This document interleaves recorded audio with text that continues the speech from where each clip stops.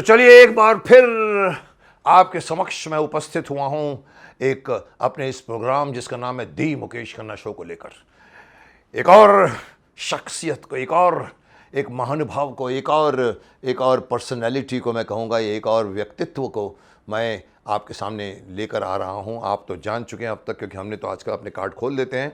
आपको मैं जिनसे मिलाने जा रहा हूँ उन्होंने अपना मुकाम बनाया इस फिल्म इंडस्ट्री में, और मेरे इस प्रोग्राम में वो मुझे एक और मुकाम बना के दे रहे हैं, क्योंकि आज से मैं म्यूज़िक वर्ल्ड की तरफ जा रहा हूँ। जैसे पिछली बार मैंने दिलीप शुक्ला को लेकर मैंने कहा था कि अब मैं आपको लेखकों से मिलाऊंगा, तो मैं इस प्रोग्राम में जिनको बुलाना चाहता हूँ मैं उनसे एक, जैसे भीष्म पितामह को कहा जाता था लड़ाई के पहले एक शंख बजा, वो शंखनाद करते थे, तो मैं अनूप जलोटा जी को मैंने बुलाया है, जो अपनी ध्वनि से, अपनी मधुरता से, अपनी स्माइल से इसको एक शुरुआत देंगे, और बाद में मैं और भी कई सिंगर्स को मैं जानता हूं जो आप भी सुनना चाहेंगे, बुलाऊंगा। तो चलिए अनूप जलोटा जी को बुलाते हैं, जिनके बारे में मैं कहता हूं, मतलब मुझे उनके भजन से ज़्यादा उनकी स्माइल पसंद है।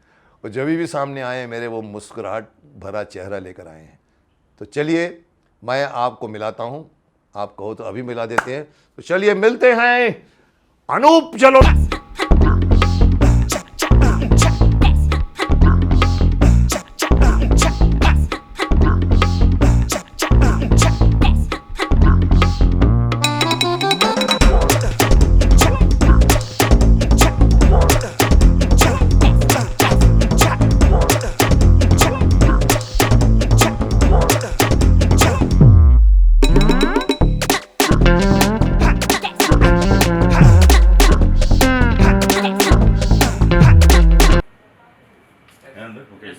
ठुमक चलत रामचंद्र, ठुमक ठुमक ठुमक ठुमक ठुमक ठुमक ठुमक ठुमक ठुमक ठुमक ठुमक ठुमक ठुमक चलत रामचंद्र, बाजत पैजनिया ठुमक चलत राम। मुकेश जी नमस्कार, कैसे हैं? नमस्कार नमस्कार अनूप जी, आपकी इस म्यूजिकल, आपकी ये जो एक संगीतमयी या भजनमयी एंट्री से मेरा ये प्रोग्राम भी चार चांद। मैं तो आपका फैन हूँ, मजा आता है आपको देख के, बहुत अच्छा लगता है। बहुत टाइम बिताया हम लोगों ने पूरी इंडस्ट्री में, आपको देखा।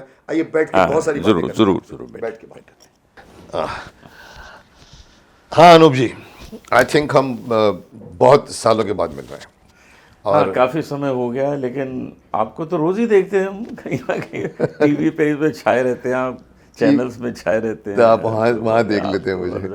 मैं तो क्या ये कहता हूँ कई लोगों को कि आपके बुलाए बगैर हम आपके घरों के ड्राइंग रूम में घुस जाते हैं। बिल्कुल है। शक्तिमान हो या महाभारत हो, घुस जाते हैं। ऐसा कौन व्यक्ति है जो दो इमेज के साथ रहता है? बच्चे आपको प्यार करते हैं, बच्चे कहते हैं हमारे शक्तिमान है, और महाभारत के आप असली हीरो हैं। बड़ों के पितामह छोटों के शक्तिमान। सर बीजेपी में अनाउंसमेंट करते थे माइक में, आ गए बड़ों के पितामह छोटों के शक्तिमान, तो बच्चे यहाँ से भाग के आते थे, बड़े लोग यहाँ बैठे रहते थे। तो सर ये भगवान की दया है, मैं तो समझता हूँ आपको वो मिलता है जो आपको डिजर्व, आपका डेस्टिनी में काम किया होता है। तो अनूप जी, मैं बहुत सी यादें आपके साथ जुड़ी हुई हैं, आप लोगों के साथ जुड़े हुए हैं, लोग आप क्या कहलवाना पसंद करेंगे, अनूप जलोटा जी और भजन सम्राट? नहीं कुछ नहीं, हमको आप अनूप कहिए, हम तो आपसे बहुत छोटे हैं। आपके कद से, आपकी प्रतिष्ठा से, आपके नाम से बहुत छोटे हैं। अरे सर, आप सब आपने अपना काम करके अपने अजीम जगह बनाई है। एक हर आदमी, देखिए इंडस्ट्री में हर आदमी हर कोने से आता है, इसके अंदर कोई मैं समझता क्वालिफिकेशन नहीं है, प्रोड्यूसर बनने की कोई क्वालिफिकेशन नहीं डायरेक्ट, बट अल्टीमेटली अपना एक घोंसला बना लेते। आपने अपना घोंसला बना लिया, मैंने अपना, हालांकि अभी तक मेरी शादी नहीं हुई तो मैं नहीं कह सकता घोंसला बनाया।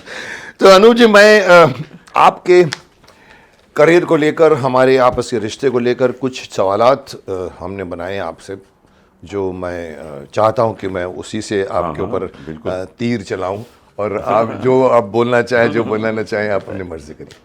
Should I start? बिल्कुल पूछिए। Okay Anoop ji. Anoop ji, now this is also news for me. I mean, ये मुझे नहीं पता था। पहला सवाल Your career started at All India Radio as chorus singer. How did that happen? Was the experience fruitful? मेरा अगर मैं हिंदी में कहूँ तो आपने as a chorus singer All India Radio में कब स्टार्ट किया आपने? कितनी पुरानी बात? एक्चुअली मैं 1973 में मुंबई आया from Lucknow. Radio from Lucknow? मैं लखनऊ में रहता था, 20 साल मैंने वहाँ गुजारे। तो वहाँ से लखनऊ यूनिवर्सिटी से जो मेरा बीए हो गया तो मैं बॉम्बे आया। उन दिनों बॉम्बे था, आजकल मुंबई। हाँ, बॉम्बे। मैं बॉम्बे की पैदावार। बॉम्बे ही है। तो हम यहाँ आए और ऑल इंडिया रेडियो में एक रिकॉर्डिंग करने गए थे, क्योंकि लखनऊ में हम रेडियो में गाते थे। अच्छा, रेडियो ट्रांसफ़र करा लिया था। जब हम बम्बई जा रहे हैं तो वो फाइल यहाँ भेज देते हैं। अच्छा, वो लोग भेजते हैं, इन्होंने यहाँ हमारे साथ जुड़े हुए थे, अभी आपके साथ हाँ, भी। तो हमने यहाँ गाने गए तो वहाँ एक आदमी ने मुझे कहा कि तुम्हारी आवाज़ अच्छी है, यहाँ पर एक कोरस ग्रुप है, कोरल ग्रुप, कोरल बोलते तो उसमें तुम ऑडिशन दे दो, तुमको शायद वो जगह मिल जाए। तो उसमें 20 सिंगर थे।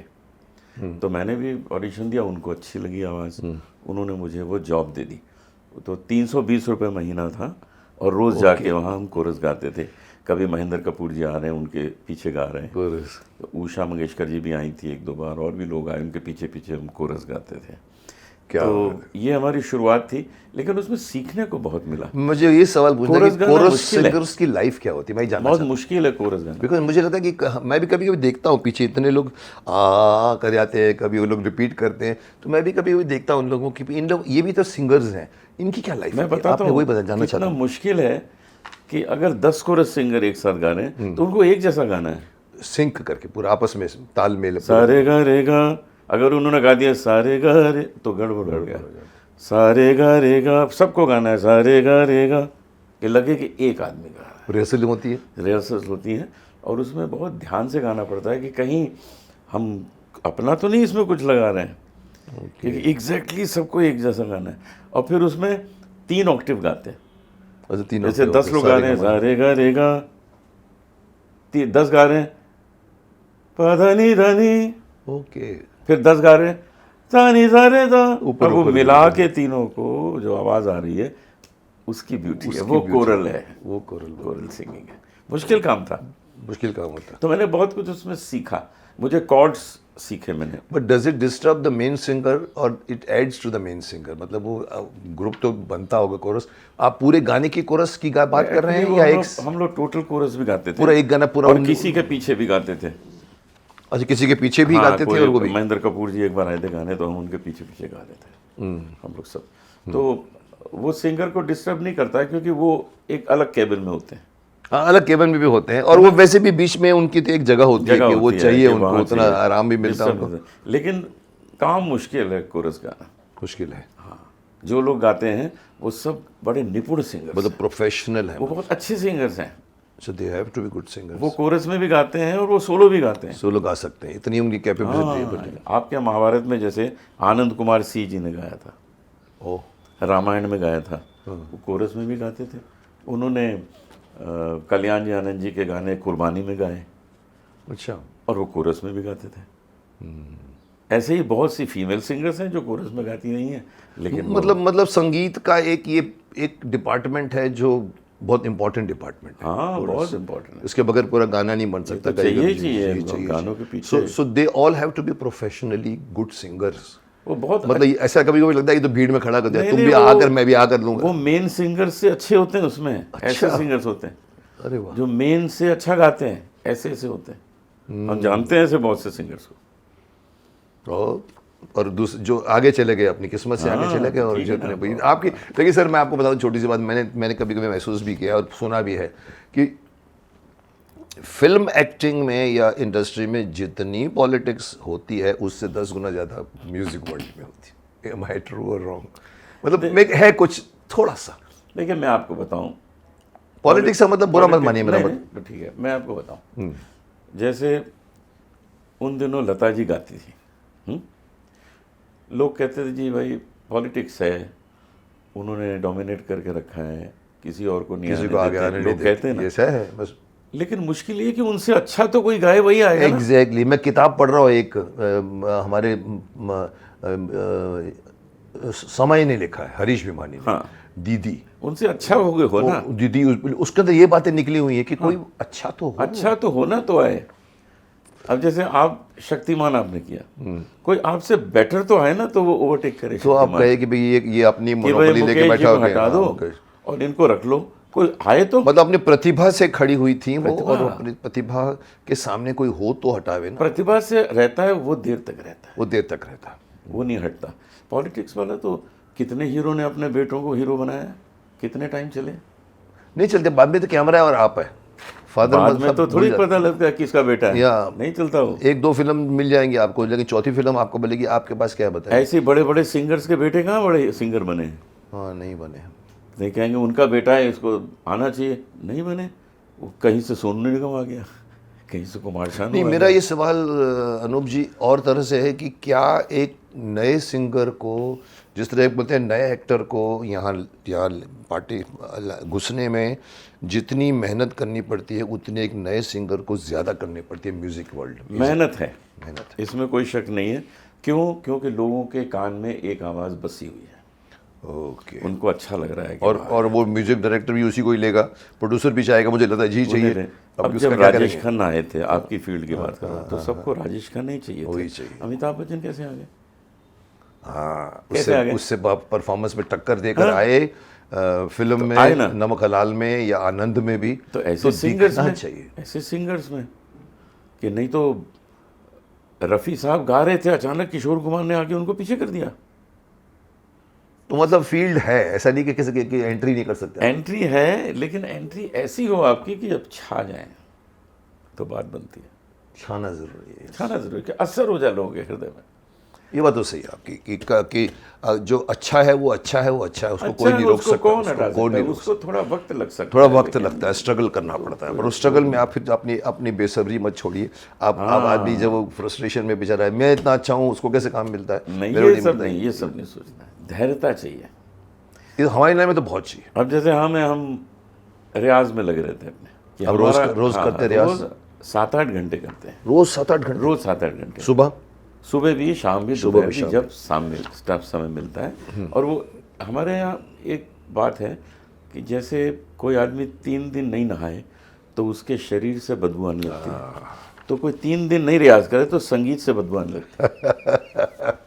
क्या बात कही आपने, बहुत सही बात है। इतना जरूरी सही है। बात कही। ये मैंने लता जी की किताब में यही पढ़ी ना, कि अजीब दास्तां है ये किताब। उसमें लता जी को भी हरीश भिमानी सवाल पूछते रहते, उसमें एक जगह उसने बात की, बोला हमें जिस दिन, कई लोग बोलते हैं कि लता जी म्यूजिक कैंसिल कर देती है और नुकसान होता है बहुत, और प्रोड्यूसर को वेट करना पड़ता है, फिर दूसरे जगह। तो लता जी ने जवाब दिया, बोला देखो, मेरा गला ठीक नहीं हो तो मैं उस दिन नहीं गा, बिल्कुल ठीक है। क्योंकि उसको परफॉर्मेंस मालूम है कि मैं क्या दे रही हूँ। ये भी अगेन कला के प्रति समर्पण है कि चल मैं गा देती हूँ, प्रोड्यूसर का पैसे मिल रहे हैं ना, चल छोड़ना, मेरी आवाज़ थोड़ी सी नीचे हो गई तो क्या फ़र्क, लता मंगेशकर। और बोलते हैं नहीं, जिस दिन मेरे को लगा कि मैं अपना ऑप्टिमम परफॉर्मेंस नहीं दे पाऊंगी, मैं मना कर देती हूँ कि आज के बदले कल करें। तो एग्जैक्टली रियाज, वो उन्होंने भी बचपन से रियाज कर करके, उनके पिता उनके जो पिता भी बहुत बड़े दीनानाथ बनीशा जी बहुत बड़े, तो वो करते करते वो आई और उन्होंने। तो आपकी बात सही है कि रियाज, कोई आदमी ये सोच ले कि अभी तो मैं सिंगर बन गया हूँ, एक दिन में 7 गाने गा लेता हूँ। कुछ टाइम बीच में ये भी आया था 7-7 गाने गा रहे थे, तो मेरे को कोई ज़रूरत नहीं रियाज की। मेरे रियाज तो हो गए शूट, जब रिकॉर्डिंग करते करते। गलत है। रियाज अलग सरस्वती चीज़ है। माँ चाहती है सुबह बैठ के आप अपने, और रियाज जो है, रियाज वो नहीं है गाना। अब मैं आपको ये रियाज की कमाल की चीज़ बताऊँ। बताइए। हम जो रियाज करते हैं घर में, अगर वो हमारा कोई ऑर्गेनाइजर सुन ले तो हमारा प्रोग्राम कैंसिल कर दे, क्योंकि हम उस चीज़ का रियाज घर में करते हैं जो गले से नहीं निकलता है। ओके, जो निकलता है वो तो निकलता ही वो है, निकलता जो तान निकलती है उसका रियाज करने की क्या जरूरत है। हम उसका रियाज करते हैं जो नहीं निकलती है, तो 10 बार उसको गाते हैं। वो अगर ऑर्गेनाइजर सुन लेगा, वो कहेगा इसके गले से तो निकल ही नहीं रहा, इसका प्रोग्राम कैंसिल। तो उसको रियाज कहते हैं। मतलब खरज वाला ऊपर ऑक्टेव की, मतलब जो वो हम नहीं गा पा रहे हैं, जो लोग नहीं गा पा रहे, जो हम उसका singing- रियाज, उसका रियाज, उसको रियाज कहते और वो आपकी आवाज़ को अच्छा करता है, अब क्योंकि एक आप प्यार का आपकी अपनी नगमा है। आवाज़ को वो दे रहे हो, एक्सरसाइज दे रहे अब गाना एक प्यार का नगमा है, वो थोड़ी गाएंगे बैठ के, वो तो आता है। हो। आप वो गाओगे जो डिफिकल्ट है, जिससे जो आप नहीं निकल रहा गले से उसको आप निकालने की कोशिश करोगे, तो उसका आपका अभ्यास करना ही रियाज उसका है। अभ्यास करना है। क्या बात है, बहुत अच्छी बात कही आपने।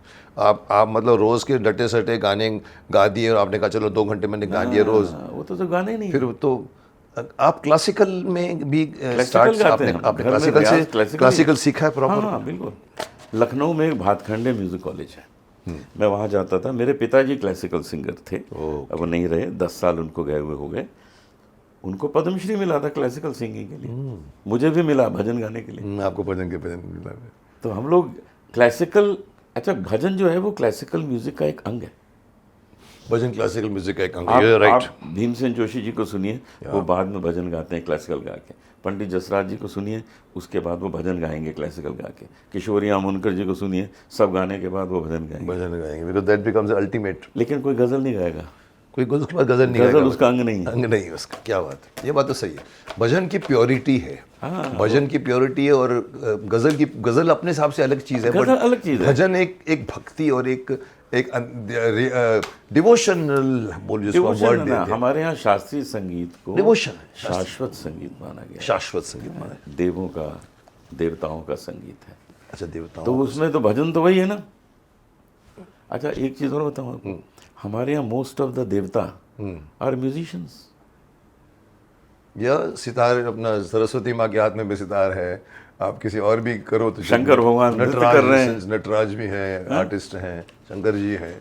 तो यस, कृष्ण भगवान मुरली बजाते हैं। तो हमारे यहाँ most of the gods are musicians. तो कनेक्शन देखिए कितना है, भक्ति का और संगीत का ये कनेक्शन है। क्या बात है।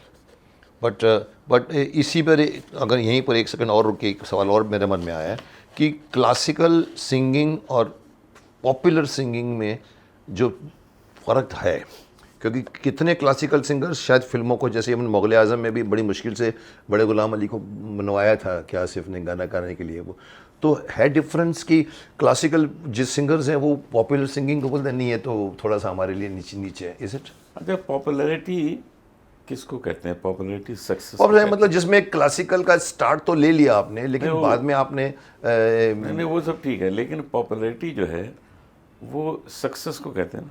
यस, जिसको लोगों ने पसंद किया। अभी जो सक्सेस है वो किसी भी फील्ड से हो सकती है। या संजीव कपूर नहीं है सक्सेसफुल खाना बनाने में? यह अपने अपनी नहीं तो हम अपनी कहते हैं अपनी जी कला वो, में जो नहीं तो लोग कहते हैं जी वो तो कुक है। वहाँ पर, लेकिन देखो उन्होंने दारा सिंह वो रेसलिंग तो में पहलवान थे, पॉपुलैरिटी कहाँ ले गई? तो किसी फील्ड में भी आप सच्चाई से काम करें तो आप फेमस हो सकते हैं, पॉपुलर हो सकते हैं, आपका क्रेज हो सकता है। हाँ, वो मैं मानता हूँ, पर मैं एक सिंगिंग की एक ना जिसको नाम दे दिया गया है popular songs and classical songs, और क्लासिकल गाने वाले भीमसेन जोशी से लेकर आप जितने नाम बड़े बड़े गिनाओ, इवन किशोर आमोनकर जी का नाम ले लो, फिल्मों के गाने कम गाते हैं वो लोग, उसके पीछे कुछ तो रीज़न होगा। अभी थोड़े दिन पहले मेरी सोनू निगम से बात हो रही थी, ओके, हम लोग बैठे बात कर रहे थे। सोनू ने मुझे ये कहा कि अनूप जी आपका कोई फिल्मी गाना फेमस है? मैंने कहा नहीं, हमने कोई ख़ास गाने गाए नहीं। तो कहता फिर इतना नाम कैसे हुआ आपका? क्या हुआ फिर उसका नाम कैसे हुआ? भजन गा के कैसे हो गया? वो फिल्मी नहीं था और आपने भजन में कैसे? मैंने तो मेरा कोई फिल्मी हिट नहीं है, भजन से कैसे हो गया? आपने अपने शो में मुझे क्यों बुलाया? इसमें नाम किया है इसलिए बुलाया, भजन से कैसा नाम कैसे हो गया? मैंने कहा भजन से इसलिए हो गया कि जापे कृपा राम की हुई, तापे कृपा करे सब कोई। क्या बात, ये तो है ही। आप राम को रिझा लीजिए, वो अरेंज कर दुनिया देगा, आप- सब आपके रिझेंगे दुनिया सब। आपसे रिझाएगी। तो इसलिए हुआ है। क्योंकि राम को रिझाने में आप जितनी मेहनत करोगे, आपकी कला उतनी निखरी होगी, तब जाके लोगों तब को जाके होता दिखेगी। आप राम को ऐसे नहीं रिझाओगे ना, ऐसे राम थोड़ी को हो भी आप तो मेहनत करोगे, वो मेहनत ही तो दिखेगी लोगों को कि क्या आप भजन गाते हैं तो लोग मुग्ध हो जाते हैं। तो उसके पीछे कुछ रीज़न होगा कि आपने भजन ऐसे नहीं गाए कि जो कि भी चलो ये कैसेट बनाने हैं, बट आपने उसके पीछे रियाज भी किया है। भजन के पीछे क्या होता है कि भजन बहुत भाव चाहिए मन में गाते हुए, भाव भी चाहिए, भक्ति भी चाहिए। अगर वो नहीं है तो बात नहीं बनती। मतलब एक यूं ही फिल्मी गाने की तरह नहीं गाना है। सर अगर अभी सवाल के अंदर और सवाल निकल रहे हैं मेरे मन में कि कुछ हद तक मैं भजन की कैसेट्स हज़ारों बन गई, आपने देखा होगा टी सीरीज़ ने तो बहुत बहुत और जब मैं गाने सुनता हूँ ना, कोई भी गाना भक्ति का, वो अगर किसी फिल्मी ट्यून पर होता है ना, तो मैं हाँ, अच्छा नहीं लगता। मेरे को लगता है यार क्यों करते हो, बिकॉज आपके सुनते सुनते वो ट्यून याद आती है जो फिल्म की, फिर वो कलाकार याद आ जाते हैं जिन्होंने मीना कुमारी, दिलीप कुमार ने गाया। आप अपने तो आप मानते हैं, मुझे इसलिए भजन कई 80% से 70% मुझे भजन इसलिए पसंद नहीं आते कि किसी फिल्मी ट्यून पर बनाया जाता। ये बात सही है एक कि wrong? गाना हम सुन रहे थे, एक भजन सुन रहे थे कि मंदिर के पीछे क्या है, मंदिर के पीछे। Oh my तो मैंने कहा इसमें तुम्हें माधुरी दीक्षित हाँ, की याद ही आ जाएगी। जो डिस्ट्रैक्ट करिए, आप भगवान की बात कर रहे हो, फिर आप याद- माधुरी दीक्षित को दिखा रहे हो। वो याद वो आ जाती है। तो आप इंडिविजुअल बनाइए, अपनी म्यूजिक बनाते हैं हम हमेशा, हर गाना हमारा अलग धुन है उसमें, वो ज्यादा चलेगा। वही चलेगा। ऐसी लागी लगन चला ना, यस, फिर वो जग में सुंदर है। क्योंकि आपके गाने के सुनने के टाइम पे सिर्फ आप ही में भूख बस, रहते बस, हैं। वही उनको लोग ना माधुरी याद आती है ना उनको कोई और वो पूरा गाना के ऊपर मैंने कहा लेके आते, मैंने कहा पहले इसका फिल्मी ट्यून हटा यहाँ से, फिल्मी ट्यून के ऊपर। बोला नहीं सर पॉपुलर है। मैंने कहा वही तो गड़बड़ है, पॉपुलर के नाम पे आप भक्ति को नहीं होना चाहिए, बदनाम कर रहे हो। उन धुनों को यूज़ नहीं करना चाहिए। वो अपनी जगह हैं, बहुत अच्छे, इसीलिए पॉपुलर हैं। आप कब से भजन, अभी भजन ही मेन हो गया है मेरे आपके बीच में, आप कब से भजन सिंगर बने? पहले आप तो कहते कोरस में से आए, आप नहीं, वो तो खैर बॉम्बे जब आए, बॉम्बे जब आए 20 साल की उसके उम्र बाद थी कितने दिनों के बाद आपने रियलाइज किया कि आपको भजन करते करते भजन किंग बनना चाहिए? कब से मैं रियलाइज? बताऊं, मैंने सबसे पहले भजन स्टेज पे गाया था 7 साल की उम्र में।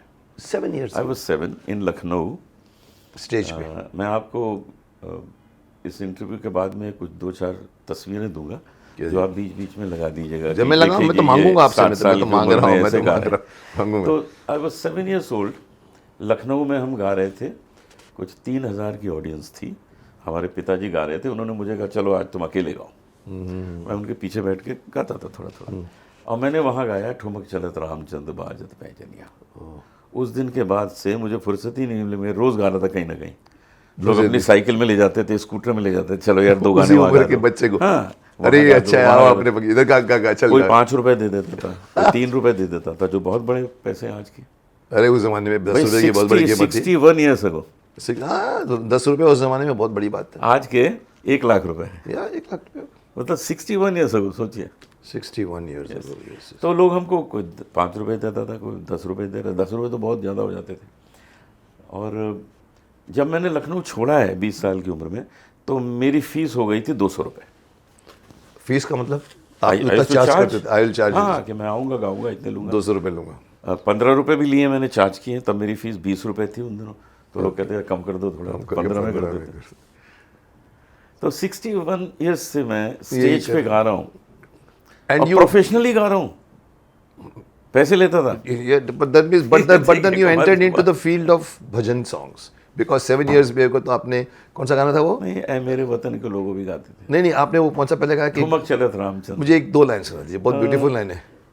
ठुमक चलत रामचंद्र बाजत पैजनिया ठुमक। अब क्यों भजन इतना पॉपुलर हम कर देते हैं? अब आपको सुनाता हूँ ठुमक चलत, आपको लगेगा कि ये तो स्टेज पे ड्रामा हो रहा है। ठुमक चलत रामचंद्र ठुमक ठुमक ठुमक ठुमक ठुमक ठुमक ठुमक ठुमक ठुमक ठुमक ठुमक ठुमक ठुमक चलत रामचंद्र बाजत पैजनिया ठुमक क्या बात है। चलत राम, इसलिए पॉपुलर हुआ। आँख बंद करो तो लगता है मैं वही बोलने जा रहा था कि एक एक चीज़ दिख रही है। बच्चा राम का ठुमक रहा है। और देखो रामानंद सागर जी ने भी अपने रामायण में इसको इतना अच्छा यूज़ किया कि छोटा सा बच्चे को दिखाया था, वो भाग रहा है और उसके ऊपर ये गाना आता है और वो पीछे से बांजनी में इसलिए बैठा है। पॉपुलर हुआ। वो आप सीन क्रिएट कर रहे हैं। अच्छा, जो गाना बोले अपने आप यही और जरूरी बोलने के साथ में दिखे, हाँ, आपके सामने सीन क्रिएट हो जावे, तो ही गाना हुआ ना। तो ही गाना हो। तो अच्छा, ये आपने 7 साल की उम्र में गाया। 7 उसके साल बाद में में गाया। आप 61 साल तक आप जो है वो आ गा ही रहा, अभी तक ठुमकते रहे। नहीं, आप ठुमकते रहे। ठुमकते रहे, आज भी ठुमक रहे। क्या बात। तो ये इसका मतलब फिर कहीं बीच में 61 years if you're talking about 61 years you're counting it till today. हाँ हाँ, now I'm तो 68. इसमें आपने कई फिल्में के गाने गाए। मेरी एक फिल्म आपको याद नहीं होगी, सौगंध। सौगंध में गाया था अक्षय ना, कुमार की अक्षय की पहली पहली फिल्म फिल्म। आपकी, वो शादी के आपने गाया था, मेरे को याद है। हार गया दिल फरियाद करके, करके हम रो रहे हैं, हम रो रहे हैं, हम रो रहे हैं, तुम्हें याद करके, तुम्हें याद करके, हार गया दिल। उन दिनों पता क्या हुआ था? आनंद मिलिंद थे इसके म्यूजिक डायरेक्टर। मिलिंद हमारे साथ गिटार बजाता था। अच्छा, हमारे कॉन्सर्ट्स में क्रॉप गिटार कॉन्सर्ट, बजाता गिटार था, बजाता मेरा म्यूजिशियन था वो। अभी वो बन गया तो जब म्यूजिक। म्यूजिक डायरेक्टर बना उसने तुरंत मुझे बुलाया, अनूप जी मैं आपको ये रिस्पेक्ट देना चाहता हूँ, please sing one song for me. अरे वाह। And I sang for Akshay Kumar. मुझे इस गाना इसलिए याद है कि उसमें मैं चौधरी सारंग बन के हाँ, खड़ा रहता था कि शादी होनी करवा रहे हैं, वो रो रही है वहां पर, वो तैयार हो रही है, तैयार हो रही है। बहुत स्ट्रॉन्ग रोल था, बहुत स्ट्रॉन्ग। मेरा दोस्त चौधरी सारंग तो आज भी डायलॉग ही तो मुझे स्टेज पे सुनाने को स्ट्रॉन्ग रोल था। तो वो उसमें मुझे याद है आपकी वो जो आपने जो गजल गाई थी, वो मैंने कहा था ये तो अनूप जी का है, बोला अनूप जी का है। तो इसका मतलब है कि आप फिर मिक्स करते करते आगे बढ़ते गए, मिक्स में गेम हुआ खेली क्या पूरी। कि मुझे जब मैं कोरस में गाता था ऑल इंडिया रेडियो में, तो एक जगह मुझे मनोज कुमार जी ने सुना, एक प्रोग्राम में मैं गा रहा था, अच्छा, मनोज जी ने साईं बाबा का भजन गा रहा था। तो मुझे कहने लगे अनूप यार तेरी आवाज़ अच्छी है, तू कितने दा है? मैं क्या, मैं पंजाब दा हूँ। पंजाब दा है तू? मैं दसिया नहीं। ओए यार तू दसिया नहीं, चल तू मेरी फिल्म च गा। वो फिल्म बना रहे थे शिरडी के साईं बाबा, उन्होंने बनाई, और मुझे उन्होंने उसमें 4 गाने गवाए। सारे गाने का। साईं बाबा बोलो, रफ़ी साहब के साथ गाया। रफी साहब का भी था उसमें, आपका भी हम साथ डुएट गाए। डुएट था, क्या बात। वो तो मेरी हालत ख़राब हो गई, मुझे कहने लगे गाओ। रफी साहब सामने, जहाँ रिकॉर्डिंग है एक माइक लगा है, हमको आमने सामने खड़ा कर दिया। अच्छा, हमारी तो हाइट बराबर अलग थी। अलग क्या भी नहीं, नहीं, हाइट बराबर थी मेरी रफ़ी साहब की। हाइट बराबर थी। हाँ वो भी छोटे। तो मुंह सामने था। हाँ, तो सामने हमने खड़ा कर बीच में माइक लगा, मर गया मैं, गाऊं कैसे, सामने चेहरा इनका। तो उन्होंने ऐसे हाथ मेरे कंधे पे रखा सामने से, रफी साहब कहते तू भी पंजाब दा शेर है, मैं भी पंजाब दा, तू चिंता नहीं करी, गा अच्छी तरह। ये कौन बोला, मनोज जी? नहीं नहीं, रफ़ी साहब रफी साहब बोले पंजाब का शेर, खुद को बोला पंजाब का शेर। वो पंजाबी बोलते थे पंजाबी ना। बोलते नहीं, थे मुझे कहा नहीं, वो अच्छे बोलते थे पंजाबी। बहुत बढ़िया पंजाबी थे। हाँ थे तो पंजाबी, बट रफी साहब मतलब दिमाग में मुझे ये आया कि उर्दू में ही बोलते नहीं होंगे। नहीं, पंजाबी भी। पंजाबी भी, हाँ ओके। बोले मुझे। तो वो शिरडी का गाना आपने गाया, 2 लाइन सुनाई उसकी, कौन सी? मतलब ये डुएट था। डुएट। अच्छा, साईं बाबा बोलो, साईं बाबा बोलो, साईं बाबा बोलो, डगमग जग ये डोल रहा है, आसन से मत डोलो, साईं बाबा बोलो, साईं बाबा बोलो। तो इसमें रफी साहब कहाँ और आप कहाँ, बीच बीच में अलग। अच्छा, बीच की लाइन, 2 लाइन उनकी लाइन 2 लाइन दे दो। अच्छी बनाई थी मनोज जी ने, जिस पहली शिरडी की साईं बाबा की फिल्म बहुत बहुत दिल से बनाई थी। Super hit film, super hit film थी वो। उसके बाद तो उसमें बहुत लोग थे, हेमा मालिनी जी थी, यहाँ बड़े-बड़े शत्रुघ्न सिन्हा जी, लेके- प्रेमनाथ जी, राजेंद्र कुमार जी, सचिन, बड़े बड़े। सब बड़े लेके बनाया था। और ये अभी भी मैं मिस करता हूँ मनोज जी को, और होना चाहिए था उनको इस वक्त। तो देश को उसकी तरह की फिल्मों की भारत तो जरूरत वही है, है। उनकी देश की जरूरत है। आज शहीद फिल्म फिर से बननी चाहिए, आज पूरा पश्चिम फिर से बननी सच चाहिए। बात, सच बात। आज आपको, और वो जो उनके चेहरे पर भारत का जो एक इमेज आता था ना, और वो लगता था। और देखो ना, जब वो जा रहे हैं चलते चलते फांसी के फंदे पर तीनों राजदत्त और प्रेम चोपड़ा साथ में, वाह वाह उनके जो दिखता था। वाह वाह। तो अनुप जी, अभी तो हमने सिर्फ 2 सवाल पूछे आपको और 2 सवाल में आपने तो मुझे, मैं भजन की तरफ इतना कंसंट्रेट नहीं करता। मैं भगवान को मानता हूँ, मेडिटेशन को मानता हूँ, योगा करता हूँ, सब कुछ करता हूँ, बट भजन के गाने जब मैं सुनता हूँ ना, कि इनके जो कैसेट्स, तो मैं बोला हटाओ इसको यार। बट आपने तो ये 2 सवालों में मुझे पूरा क्या, कौन सा वर्ड है कि आपने क्या, ठुमक चल, वो मुझे भी पूरा ठुमका दिया आपने। मेरे प्रोग्राम में मैं भजन गा रहा था जहाँ, तो वहाँ शरद पवार जी बैठे थे और दिलीप कुमार जी बैठे थे, साथ सुन रहे थे। कुछ 100-150 लोग होंगे, बड़ी एक्सक्लूसिव। अच्छा, महफिल प्राइवेट बॉम्बे थी। में। तो दिलीप कुमार साहब ने मुझे बाद में बोला कि जलोटा जी, मुझे जलोटा जी बोले, जलोटा जी मुझे नहीं पता था कि भजन में इतना कुछ है। वाह, क्या बात। अब जैसे ठुमक चंद्र रामचंद्र, इसकी जो आखिरी लाइन है कि तुलसीदास अति आनंद निरख के मुखार बिंद, रघुवर की छवि समान रघुवर मुख बनिया।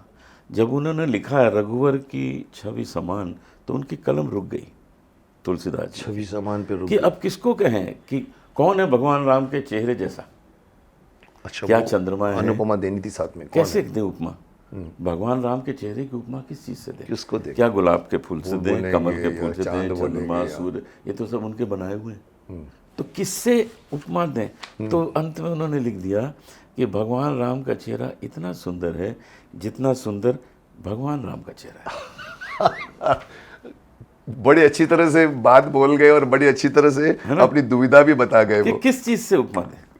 मतलब वो Compare कैसे खुद की तुलना है, उसके हाँ, ऊपर और कोई है ही नहीं। You are not- तो जब भजन में इस तरह से गहराई सोच के गाया जाएगा तो उसका तभी असर बनता होगा। है भजन। मैं वही कहना चाहता हूँ, मुझे जो कुछ लोग नहीं पसंद आते कुछ कारण से, बट जब आप गाते हैं या किसी का, मैं इवन ज्योतिका रॉय, आहा, अरे वो तो मेरे पास तो उसके मैंने लोग तो आजकल वो बोलता है सर गाना में जाओ तो इतने करोड़ गाने मिल जाते हैं गाना.com।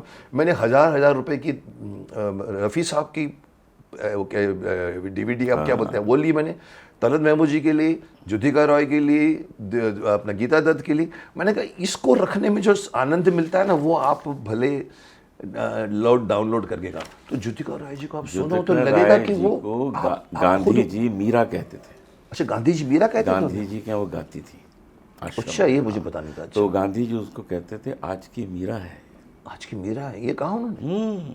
तो बहुत बड़ी बात है, क्योंकि उनके गाने में भक्ति दिखती थी और वो लगता था कि अपने में मन, जैसे मीरा ही थी ना। आज कौन मीरा बन सकता है? खुद विशुद्ध खो गए।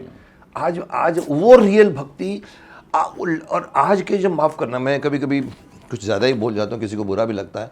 मुझे कभी कभी धार्मिक फंक्शनों में बुलाया जाता है, जैसे कि आप जानते हैं कितने गुरु हैं हमारे यहाँ पर, और जाना पड़ता है। शुरू में जाता था, पर मैं जब बैठा रहता हूँ तो हमारी महाभारत की टीम बैठी, supposing for example Arun Govil ji अपने वहाँ प्रोग्राम में बुला लिया, बैठे हैं, मैं देख रहा हूँ। अब मुझे जो डिस्टर्ब ये करती है ना, आगे की औरतें उठ जाती हैं सब और फिर डांस करना शुरू करती हैं, डांस करना। मैंने कहा आप मीरा है क्या? या मीरा की तरह अगर आपका दिल में इच्छा हुई है तो दिखनी चाहिए मेरे को, लेकिन यहाँ तो ढिंग चक्कर और आप भक्ति के गाने गा रहे हैं। लेकिन ये क्यों हो गया? ये देखो हर जगह पर है, कहीं ना कहीं या तो पब्लिक थोड़ी सी लगती है कि कैमरा हमारे पर है इसलिए गाना चाहिए, या सचमुच लोगों को लगता है गाना चाहिए। आपको रजनीश जी की बात सुनाओ। रजनीश जी की बात, ओके। रजनीश जी कहते थे कि जब कोई समारोह हो रहा होता है और उसमें कोई लेडी खड़े होकर डांस करने लगती है, तो अगर आप कभी गौर करें तो वही खड़े होकर डांस करती है जो देखने में ठीक ठाक नहीं होती है। मोटी होगी, ऐसे होगी, वो चाहती है लोग मुझे देखें। जो खूबसूरत है उसको तो पता है मुझे देख ही रहे हैं, मैं क्यों इतना नाटक करूं मैं उसके लिए। ये देखिए कितनी गहरी बात है। और ओशो जी तो कमाल के, ओशो जी कहते हैं कि वही डांस कर रही होगी, वही करती जो जिसको हम नहीं देखना चाहते जी। उनको मालूम है कैमरा ऑन है, हमको लोग देखेंगे, ऐसे कैमरे की तरफ जाके कर। लेकिन जो खूबसूरत है वो कहती है मुझे क्या करने की जरूरत है, लोग मुझे ऑलरेडी देख रहे हैं। क्या बात, ये रजनीश जी का, ये रजनीश जी। सो ये है सर, पर मैं कह रहा हूँ कि भाई मैं भी थोड़ा सा, आपने मुझे भी ठुमका दिया। अच्छा, amongst all your bhajans, no let us come to your bhajans. आपने बहुत गाए, कितने भजन्स गा लिए अब तक आपने? करीब 3000। 3000, क्या बात है। Among all your bhajans which is your personal favourite? Can you again वो सिंग? तो हमारे बोले बगैर भी कह गए कर गए। Can you sing few lines for our audience? ऐसी लागी लगन मीरा हो गई मगन, वो तो गली गली गली गली हरि गुण गाने लगी, महलों में पली बन के जोगन चली, मीरा रानी दीवानी कहाने लगी, ऐसी लागी लगन मीरा हो गई मगन। क्या बात है, क्या बात है, क्या बात है। Thank you. तो ये आपका I think one of the most popular है। मोस्ट पॉपुलर, क्योंकि मैं आपको 2-3 कंसर्ट में मैं भी बैठा था, क्योंकि हम इंडस्ट्री में हम लोग मोस्टली रियल लाइफ में नहीं टकराते, पर किसी न किसी स्टेज पे टकरा हाँ, जाते। नहीं, आपको आपको चीफ गेस्ट देखते बनाया, रहते इधर से हैं। मेरे को भी लेकर आया, हम लोग बैठे रहते हैं ये फिर। तो इनको मैंने सुना, तो ये वाला गाना मैं इवन कभी भी सुनता हूँ तो ये गाते भी बहुत मस्त होकर हैं, कई बार रियली फील करते मैंने आपको एंट्री लेते देखा है, किसी प्रार्थना सभा में मैं गा रहा हूँ, और मैं एंट्री कर दिया मैंने। इंडस्ट्री के किसी की डेथ हो जाए मैं चला जाता हूँ, चलो भजन सुनाता हूँ। तो मैंने देखा कि सब बैठे हैं सुन रहे हैं, मैं गा रहा हूँ, और आप आए, तो आप जब आगे आए तो दो चार लोग उठ जाते हैं कि आप बैठिए। वो भी तो है। आपका अलग रिस्पेक्ट है, सर है सर, मालिक ने बहुत कुछ अलग रिस्पेक्ट है, बहुत कुछ कि दिया। भाई मुकेश जी आए। और मैं सर ये कमाई की, मैं पैसे नहीं कमाता, मुझे लोगों की गुडविल चाहिए। पैसे तो खर्च हो जाएंगे ना, पैसे खर्च हो जाए, ये लेके जाते हैं आप ऊपर। ये खर्च थोड़ी होगा। ये खर्च इमाम मैं बिलीव करता हूँ, इसलिए शायद मैं कई बार, मैंने आज तक सर चौधरी सरन को कोई नेगेटिव बोले मैं मानता नहीं हूँ, क्योंकि वो खुद का था कि प्यार घर के बाहर नहीं हो सकता, प्यार भी मंदिर में कर, तो वो मैंने आज तक विलन्स नहीं किए। तो इसीलिए कि मेरी को विलन्स करने की, सर मैं आपको बताऊं, मेरी इमेज की बात एक छोटी सी मैंने अभी पहले भी कही थी। एक जगह पे फंक्शन में मैं और गूफी मेंटल बैठे हैं, सूरत में शादी का फंक्शन है। शादी के बाद ऊपर लोग जाके बैठते हैं टेरेस पे, तो वो भजन गाने वाने शो, तो ऊपर वाला कंपेयर बोलता है, अरे पितामा जी आइए ना, अरे हमारे साथ भी तो एक थोड़ा से करे। तो मैं बैठा हुआ ऐसा पूरे ग्रुप में 100 जितने आज बैठ, तो मैंने कहा अरे सर पितामा जी आप आइए ना। 2 बार वो शायद तू लिया भी होगा, मारा पड़ा होगा। गूफी को पूछ लिया, गूफी जी आप तो आइए। मेरे को गूफी ऐसे कर देगा, खड़ा हो गया, और वो डांस वांस किया। मैं देख रहा हूँ, एंड हुआ, उठे हम लोग आपस में ग्रुप में इंटरेक्ट कर रहे हैं। एक सूरत था, सूरत की बात कर रहा हूँ, पीछे से एक बुढ़ा आदमी आया, बोला सर मैं NRI हूँ सर, सर आप डांस करने नहीं गए ना, बहुत अच्छा लगा हमको। देखो उनके दिमाग में इमेज है, मैं अगर जाके डांस करूं तो टूट जाती है, अलग ही इमेज में, और मैं नहीं तोड़ता, मैंने सच है मेरे। सर आइए, तो ये हो गया। तो इसका मतलब कि आपने तो which is your personal favourite, तो आपने एक सुना है, एक दो और भी है। मेन यही है, इससे सिर्फ लाइन बोल दिए, किसी और कोई 2-3 भजन के नाम है। जग में सुंदर है दो नाम, जग में सुंदर है, रंग दे चुनरिया, तेरे मन में राम, जो तू मिटाना चाहे जीवन की तृष्णा, मैया मोरी मैंने ही माखन खाया, ये सब है। क्या बात है। आइए आगे बढ़ते sir. Tell me something about your training in as a singer, about your teachers, even your parents were great singers. देखिए मेरे पिताजी बहुत बड़े क्लासिकल सिंगर थे, 10 साल हो गए उनको गए हुए, लेकिन उनकी जो शिक्षा है वही आज काम आ रही है। मेरी माँ भी बहुत अच्छा गाती थी, और वो शौकिया गाती थी, वो शौकिया गाती थी। और फादर? पिताजी तो प्रोफेशनल थे, उनको पद्मश्री मिला था। अच्छा, क्लासिकल सिंगर, बहुत बड़े सिंगर थे। उनके पंडित रविशंकर जी के प्रोग्राम साथ साथ होते थे, भीमसेन जोशी जी के, अल्लाह रखा जी उस स्टेटस के। तो मैं कुछ 16 साल का था, तो मेरी माँ तो ऐसे थोड़ा शौकिया गाती थी, और मैं खूब प्रोग्राम करता था। अब तो 7 साल के टाइम पे तो आपने मैंने सोचा चलो मैं ऑल इंडिया रेडियो में ऑडिशन देता हूँ। ओके। तो मैंने फॉर्म भरा, और तो मेरी माँ ने कहा ऐसा करो अनूप, मेरा भी फॉर्म भर दो, मैं भी देती हूँ ऑडिशन। अरे मैंने कहा आप रहने दीजिए, आप तो ऐसे ही रियाज करती नहीं, घर में ऐसे बैठी हैं, नहीं गाती हैं। नहीं, मेरा भी फॉर्म भर दो। तो मैंने कहा चलो ठीक है भर देते। तो मैंने उनका भी फॉर्म भर दिया, ऑडिशन हुआ, मैं फेल हो गया, वो पास हो गई। देखो यहाँ पर सत्य बात निकली बाहर। रियाज इज बेटर देन अपने आप को सिकंदर समझना। आप भले कितने भी कमा रहे हो, लेकिन वो लेडी डेली वो गाती है मन। अच्छा वो पास हो गई, फिर उसके बाद फिर 1 साल बाद फिर हमने ऑडिशन दिया, फिर हम पास नहीं, ट्रेनिंग क्या? लेकिन आप उत्सुक हुए कि ट्रेनिंग करनी चाहिए, फिर मेहनत और शुरू की, पिताजी से भी सीखते थे।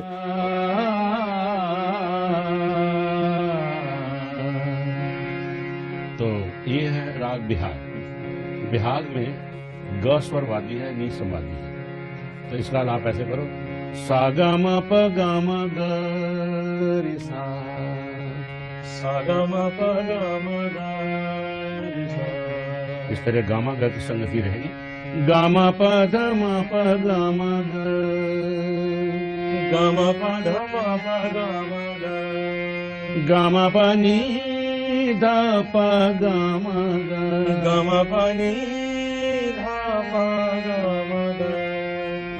लट उलझी सुलझा जा बालम, लट उलझी सुलझा जा बालम, लट उलझी सुलझा जा बालम, लट उलझी सुलझा जा बालम, लट उलझी सुलझा जा बालम, लट उलझी सुलझा जा बालम।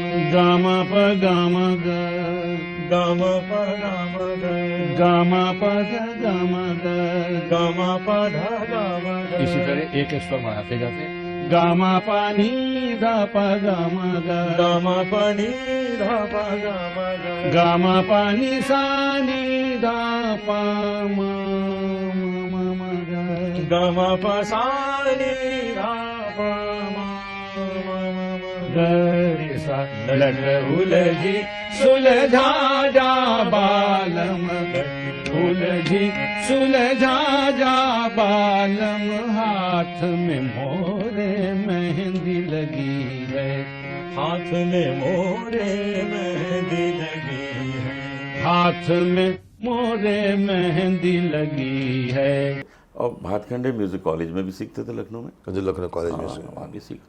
कोई टीचर नहीं रखा आपने, कोई जैसे टीचर मेरे गुरु? पिताजी घर में ही, हाँ, आपके घर में ही घर में ही गुरु। तो आपको मतलब आपके घर में सिंगिंग एटमॉस्फेयर था? हाँ बिल्कुल, पिताजी हमारे, he was a very busy musician, बहुत क्लासिकल प्रोग्राम उनके होते थे। तो वो आपको मतलब मिली परंपरा में ही, हाँ, आपके घर में ही मिली, परिवार से मिल गया। खुट्टी से मिल गया आपको। बढ़िया, आगे बढ़ते हैं सर।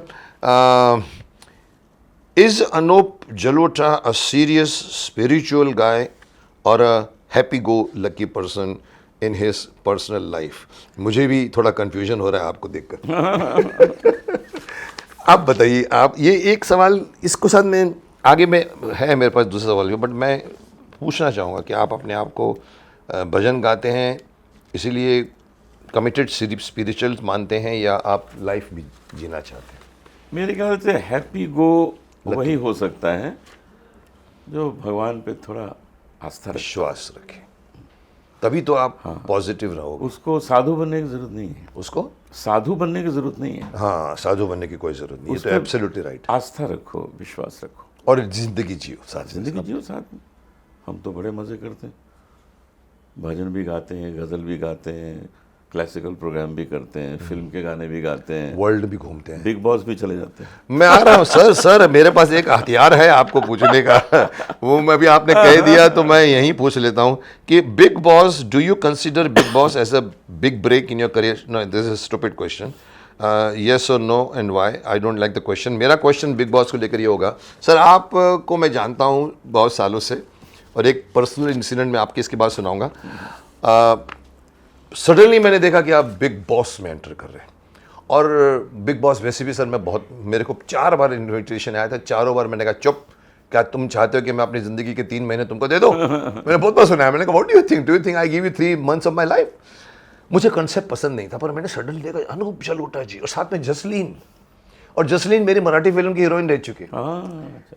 जो मैंने अर्धा गंगू अर्धा गोंदिया बनाया भाई साहब ने मेरी, तो उसमें हीरोइन थी वो। तो मैंने कहा अब मेरा रिएक्शन, मैं तो अपने घर के कमरे का रिएक्शन, घर का आदमी हूँ, और अपने कमरे से मैंने रिएक्ट किया। सडनली मेरे को दिखा, मैंने कहा अनूप जी यहाँ पर है, और लोगों ने भी देखा होगा पूरे इंडिया में, उनके पास भी तो आपकी इमेज है।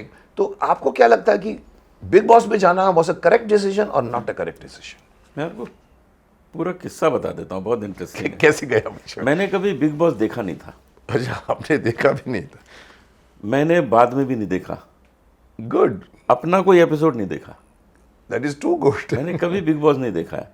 मेरे पास एक दिन जसलीन आई, अच्छा, वो कभी कभी मुझसे गाना सीखने आती थी, हाँ, कि उसको ऑफर मिला है बिग बॉस का। मैंने कहा तू तो बड़ी लकी है, जा यार, तेरा नाम हो जाएगा। नाम हो जाएगा।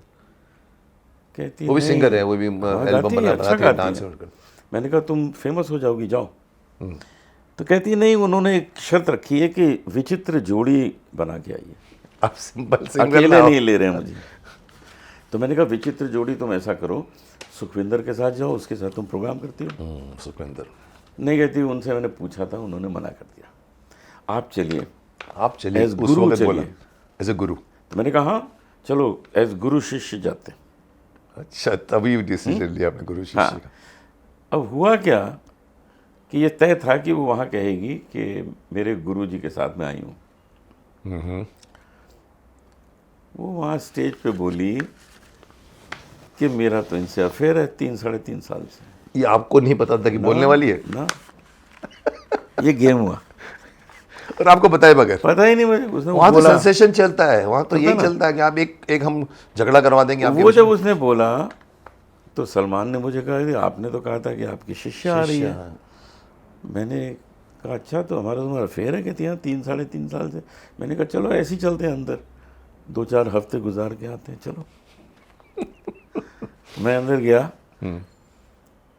और बाहर जो तूफान मचा हुआ था मुझे तो पता ही नहीं था, हम तो अंदर थे, हाँ, यही पता लगता है, हमें क्या पता क्या हो रहा है बाहर। कट ऑफ हो जाते हैं। मैं 1.5 महीना रहा, 1.5 महीने बाद मैं घर आया, तो घर में मैं सबसे पहले अपनी माँ को मिला।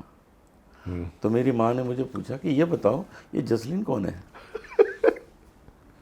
क्योंकि उन लोगों ने कभी देखा ही नहीं था, डेफिनेटली नहीं, घर में पता ही नहीं था कौन है आपके जसलीन। तो शिष्य है, शिष्य है, that's all, but वो तो ठीक है, गाना यहाँ तो सीख के सडनली चली आप देख गई। रहे हैं जसलीन आ गई, हाँ। कोई लड़की है। तो माँ ने पूछा ये कौन है, मैंने कहा अभी ठीक कर देंगे सब, आप चिंता मत करो, ये सब होता है। उसी दिन मैंने प्रेस कॉन्फ्रेंस की, जिस दिन मैं बाहर आया, अच्छा, आपने प्रेस और कॉन्फ्रेंस, उसमें जसलीन के पिताजी को बुलाया, क्योंकि जसलीन अभी तक अंदर क्या थी, नाम है उनका? केसर जी, केशर जी, yes। क्योंकि जसलीन अभी तक अंदर थी बिग बॉस। अच्छा, उस वक्त आप निकल के वो थे। तो मैं, जसलीन के फादर दोनों बैठे, प्रेस को मैंने कहा देखिए जी, मैं और जसलीन के फादर हम दोनों आप लोगों को बता रहे हैं कि हम दोनों मिल के उसका कन्यादान करेंगे। क्या अब कोई सवाल ही नहीं रहेगा, आपने सबकी बोलती बंद कर दी। अब कोई क्या पूछे, क्या पूछे फिर तो अब क्या सवाल रह गया कि वो तुम्हारा तो अफेयर है 50 क्या? सवाल लेकर आएंगे सर, कब अफेयर शुरू हुआ, सारे खत्म हो कब गए? किया, अब तो पूछेंगे ही नहीं। खत्म ही हो गया। मैंने कहा मैंने बिग बॉस भी कभी नहीं देखा है, ना आगे देखूंगा, ना मैंने अपना कोई एपिसोड देखना है, मैंने अपना एपिसोड भी नहीं देखा कोई। नहीं सर, देखने लायक नहीं सर, मुझे माफ करना, मैं तो मुझे बहुत interest खिलाफ नहीं है हूँ। ना। हमारी कल्चर का नहीं है प्रोग्राम। भाई साहब उतने टाइम हम अपना रियाज करते हैं, हम अपना गाना एग्जैक्टली, गाते हैं, अभ्यास मतलब करते हैं। देखिए अगेन मेरी बात सही साबित हुई कि लोग अचंभित तो हुए, हाँ बिल्कुल हुए। मैं जिस तरह से हुआ, आपकी मदर हुई, मुझे उससे फायदा हुआ। आपको उससे फायदा हुआ क्या? ये सवाल में है कि आपका करियर में क्या आपको उससे big break in your career? Break नहीं है, मैं उसको ब्रेक जरा भी ना नहीं ना, मुझे एक फायदा हुआ, हाँ। लोग तो मुझे पहले से ही जानते थे, ऐसा थोड़ी कि नहीं जानते थे, मेरे भजन सुनते थे, गजल सुनते, भजन सुनते, जानते थे। मुझे फायदा ये हुआ, स्कूल के बच्चे पहचान गए, मॉडर्न जनरेशन पहचान गई, जो भजन नहीं सुनती जो थी, मुझे नहीं जानते जो थे, भजन नहीं सुनती थी। उन्होंने गूगल पे देखा कि अनूप जलोटा कौन। अनूप जलोटा कौन है? आपको पूरा गूगल का पूरा ऑडियंस मिल गई। उस साल का मैं गूगल का टॉप पे था, टॉप सर्चर। क्यों? क्योंकि वो ट्रेंड में आ गया, आप ट्रेंड बच्चे में। ये देख रहे हैं कि ये कौन है, ये कौन है? तो उनको पता लगा इसने ऐसी लागी लगन गाया है, इसने ये गाया है, तो एक मेरी बहुत बड़ी नई ऑडियंस तैयार हो गई। अब वो बच्चे भी प्रोग्राम में आते हैं। डेफिनेटली, अब आपको पता लग गया कि ये तो अच्छा, ये तो बिग बॉस वाले हैं। वो आपको ये Big नहीं Boss बोलेंगे वाले। कि ये ठुमक वाले कह हैं। रहे हैं, वो कहते हैं बिग बॉस वाले। बिग बॉस वाले। मुझे कितने लोग मिलते हैं, आपको बिग बॉस में देखा, बहुत अच्छा लगा। चलिए, आप उसको इस तरह से तोलते मुझे हैं कि नुकसान कहाँ चलो हुआ? आए तो सही है लोग की। मुझे नुकसान कहाँ हुआ? क्या डेफिनेटली वही उसी तरह लोग मिल रहे हैं, उसी तरह प्रोग्राम कर रहे हैं, मोदी जी बुलाते हैं उनके प्रोग्राम में जाते हैं, राष्ट्रपति जी आए प्रोग्राम में वो सुन रहे हैं, तो उसके बाद कुछ फर्क नहीं पड़ा, वही सब बातें अभी। नहीं, मतलब फिर किसी ने आपके, मतलब किसी ने कोई संदेह नहीं उठाया, आपने तो उधर खत्म कर दिया ना कि मैं दोनों को दान कन्यादान भाई करने वाला हूं। संदेह तब होगा जब किसी ने मुझे उसके साथ किसी रेस्टोरेंट में देखा बैठे हो, देखा, रेस्टोरेंट में घूमते देखा, फिल्म देख, अरे ऐसा है ही नहीं कुछ। सर, मुझे एक बहुत पुरानी घटना याद आ गई आपके इस बात के ऊपर, रेस्टोरेंट के लेके। महाभारत बन रही थी और उस वक्त सुपर मैगजीन चलता था, कोई मायापुरी चलती थी। किसी ने लिख दिया कि मुकेश खन्ना जी, भीष्म पितामह जी, स्क्रीन पर तो उनको माताश्री बोलते हैं, दे वर फाउंड इन अ डिस्कथिक। कौन? अपनी जो मेरी माँ बनी थी, गंगा बनी थी। मैंने कहा, एक तो ये कि मैंने कहा जिसने भी लिखा उसने रिसर्च नहीं किया कि मैं जिंदगी में कभी डिस्को में नहीं गया। वो अगर ये लिख देता था कि बीच पर साथ में देखे गए, रेस्टोरेंट में साथ, डिस्को में ही, मैंने कहा यही गड़बड़ है। और सर वो बाद में मेरे को वही मैगजीन वाला आया मेरे पास, मैंने कहा तुम्हारे तो बहुत लोग वो करते हैं, बोलता नहीं सर ये तो गॉसिप कॉलम है। तो वो भी मेरे साथ ये कि या तो मेरे को आपने कभी उनको साथ देखा हो तो आप संदेह करो मेरे पर कभी। मैं जिंदगी में कभी कहीं डिस्को में, पहली बार जिंदगी में डिस्को में नहीं गया। सो सर गॉसिप कॉलम्स तो बनते हैं, बट अगेन जो उनको तो यही चाहिए, उनको तो मार्केट चलानी है उनके। चलो, ये सवाल का जवाब मुझे अच्छा मिल गया। ओके अभी in our world of controversy how many controversies did Anup Jalota faced in his career? I think this is the यही था, ओनली और तो- ओनली वन और तो- कंट्रोवर्सी, और तो कभी नहीं। और तो कुछ भी नहीं है। ये तो हो सकता नहीं कि आप भजन गाते हैं, पर आपको भजन बनाने वाले कुछ भी बना सकते हैं। बना सकते हैं, लेकिन वो बिग बॉस से ही बिग बॉस आई controversy थिंक create तभी तो मेरे जैसा आदमी भी जिसको आपको जानता है, तो मैं आपको बताना चाहता हूँ। देखिए अभी हम काफ़ी आगे बढ़ गए हैं, हम गोते लगा चुके हैं अंदर, और हम कह रहे हैं कि मैं इनको बार बार कहता हूँ कि मैं बहुत साल से पहुँचाता हूँ। मैं आपको इनके बारे के इनकी अभी एक कंट्रोवर्सी बात निकली है, तो ये कह रहे हैं कि कंट्रोवर्सी सिर्फ ये थी, और वो भी एक कंट्रोवर्सी ही थी जो कंट्रोवर्सी नेगेटिव में होती है। ये कितने पॉजिटिव इंसान हैं, ये कितने अच्छे इंसान हैं, ये कितना पॉजिटिव सोचते हैं, इसका मैं एक छोटा सा एग्जांपल आपको आपके सामने देना चाहूँ। यू सी, महाभारत का शो हमारा लंदन में हुआ, हिथरू में। हमारे मतलब यहाँ से पूरी टीम गई थी, हमारी पूरी 20-25 लोगों की, रवि चोपड़ा लेकर गए थे। तो हमने वहाँ पर मैनचेस्टर वगैरह परफॉर्म करके हम लोग वापस लौट रहे थे, और हिथरू एयरपोर्ट पर, और मुझे था कि सब लोग ख़त्म करने को 15-20 दिन के बाद सब लोग वापस बॉम्बे लौट रहे थे। मेरा कुछ प्रोग्राम किसी और कंट्री में जाने का था, मैं बना के ही आया था पहले से। तो मैंने जब देखा, मैंने कहा मेरे पास बैग इतने एक्स्ट्रा, में सब उठा के कैसे उधर लेके जाऊँ। मैंने बात छोटी सी थी, मैंने वो एक भल्ला करके असिस्टेंट डायरेक्टर होता था, मैंने कहा भल्ला एक काम कर, तुम लोग सब सीधा जा रहे हो ना, ये मेरा छोटा सा बैग है, साथ में डाल के लेके चले जाना। हाँ हाँ हाँ कर दूँगा। वो नया पहली बार जिंदगी में आउट ऑफ इंडिया गया था। हाँ मुकेश जी, मेन असिस्टेंट था। एयरपोर्ट पे पहुंचा, पता नहीं कहाँ उसको किसी ने बोल दिया होगा, या पता नहीं उसके खुद हवा थोड़ी सी होगी। सर सर सर सर, मैंने क्या टाइम, मेरे दूसरे सामने मेरी फ्लाइट का टाइम नज़दीक था। मैंने कहा क्या हुआ बल्ला? सर वो मैं इसको कैसे लेके जाऊँ सर, रास्ते में कोई पूछेगा तो इसमें क्या है? तो मैंने कहा वे क्या है, मतलब ये चाबी ले, ये चाबी रख ले अपने। नहीं सर, वो मैंने रिलक्टेंस देखा उसके फेस में, तो मैं समझ गया ये पहली बार ज़िंदगी में निकला आउट। और इतने लोग 20-25 लोग जैसे और सडनली मैं देखता हूँ अनूप जलोटा जी चले आ रहे हैं वहाँ से, उनके पीछे उनकी ट्रूप चली आ रही है। तो मैंने कहा अरे कहाँ से अनूप जी आ गए? अनूप जी बोला, अरे मुकेश कैसे हो? मैंने कहा अरे सर एक प्रॉब्लम है मेरी, मैं बहुत जल्दी में था, मुझे उधर फ्लाइट पे पकड़। मैंने कहा सर वो मेरे पास मैं इधर नहीं जा रहा हूँ, उधर जा रहा हूँ, एक मेरे पास एक्स्ट्रा बैग हो रहे हैं, तो मैं एक बैग मैं मुंबई वापस भेजना चाहता हूँ। Sir can you? हाँ मुकेश ले दे। मैंने 1 सेकंड नहीं लगाया इन्होंने, और इन्होंने अपने आदमी को बोला कि इनको डाल दो, और वो बैग लेकर यहाँ पर आए। और फिर मुंबई में जब पहुँचा मैं 20 दिन में, फिर मैंने इनके करवाया। No see, this is character. मुझे बिल्कुल याद नहीं है। आपको याद नहीं है, वो भी कैरेक्टर है। बिल्कुल इसे याद याद नहीं रखना है। इज अगेन नहीं बीइंग याद। इगोइस्टिक, बट याद नहीं है। बट ये बहुत बड़ी घटना है जिसने मेरे दिमाग में आपका इमेज और बढ़ा दिया। इसे होता कुछ नहीं, हम जिंदगी में किसी की हेल्प अनजाने कर जाते हैं, पर आप कैन यू इमेजिन उस, अभी देखो जैसे कहते हैं हम भिखारी को हम लोग 10 रुपये देते हैं, हमारे लिए 10 रुपये कुछ नहीं है, पर वो लेता तो उसका काम हो गया। ऐसा देखता है आपको। अब कैन यू इमेजिन कि आपने वो सुख बांटा आपने, वैसे ही आपको, आपके लिए छोटी सी बात है, आप तो इतने कंसर्ट्स करते हो, इतने प्रोग्राम करते हो, 50 तो आपके तबले होते हैं बीच में, साजिंदे होते हैं, साथ में एक बैग निकल जाएगा, आपको तो बहुत इजी बात लगी। बट मेरे लिए वो बड़ी बात इसलिए हुई कि उस वक्त मेरे पास टाइम नहीं था। हाँ, either I would have carried that या बैग तो ऑल ले द वे जाते टू द हो अदर आप कंट्री, 20 दिन और घूमते। इन्होंने फटाक से किया। ऐसा देखिए हमारे इंडस्ट्री में कम लोग हैं जो वक्त पे मदद करने में थोड़ा सा सेल्फिश हो जाते हैं। जो उस बेचारा बच्चा था, अभी वो डेथ होगी उसकी, but I remember more for गाने से ज़्यादा मैं इस इंसिडेंट जो इनको याद ही नहीं मुझे है। नहीं याद। आगे बढ़ते हैं। You have lots of fan following, but which singer you are fan of और यू लाइक द मोस्ट? मतलब हर आदमी का अपना एक कोई ना कोई तो एक होता है, आइकॉन भी बोलो, या कभी कभी हम आइडॉल बोलते हैं, कभी कभी हम लाइक करते हैं। आप सिर्फ इंडियन सिंगर्स भी करते हैं या फॉरेन की भी आपको इंटरेस्ट है? मुझे फिल कॉलिंस बहुत पसंद है, अमेरिकन सिंगर। अच्छा, American singer.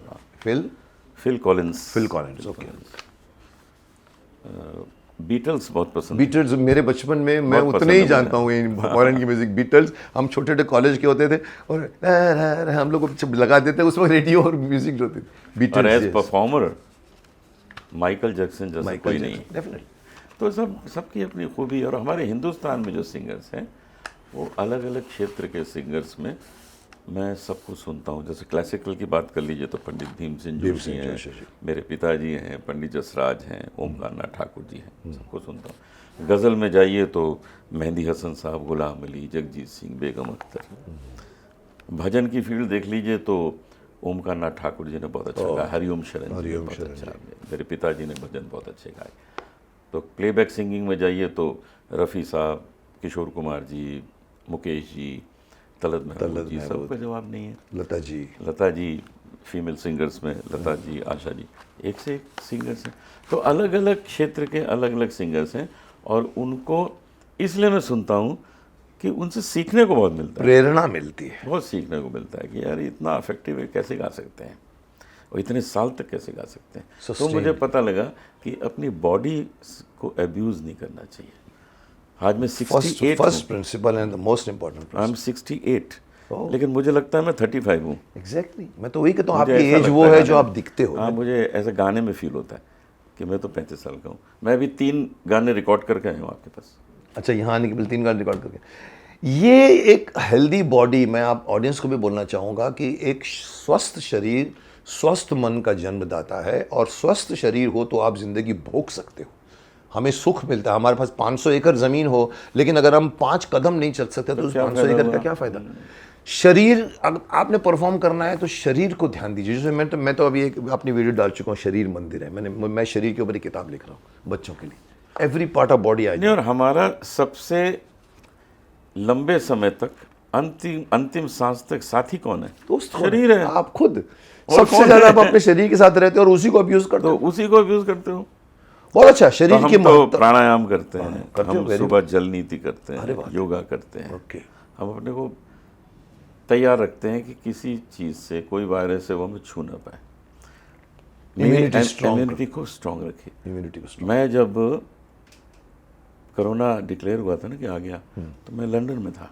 London, Germany, Holland में मेरे कॉन्सर्ट्स थे और वहाँ तो तांडव हो रहा था कोरोना का। वहाँ तो बहुत बढ़ गया था। तो मैंने कहा अब चलना चाहिए, प्रोग्राम भी पूरे हो गए। तो मैंने एयर इंडिया फ्लाइट पकड़ी लंदन से Bombay. That was the last flight.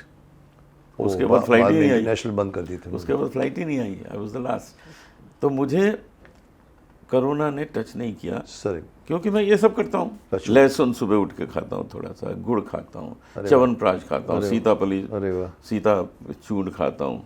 तो कहाँ से कोरोना होगा? एग्जैक्टली, अगर आपने प्राणायाम कर लिया तो समझ लीजिए कि आपने पूरी अपनी नली ठीक कर दी, जो 25 करोड़ थैलियाँ होती। तो ये बात मैं बच्चों को सिखाता हूँ, शरीर मंदिर है, उसकी पूजा करो, आपके काम आएगा। सिर्फ आप ना माँ बाप के ना भाई बहन के काम आएगा, करते नहीं लोग।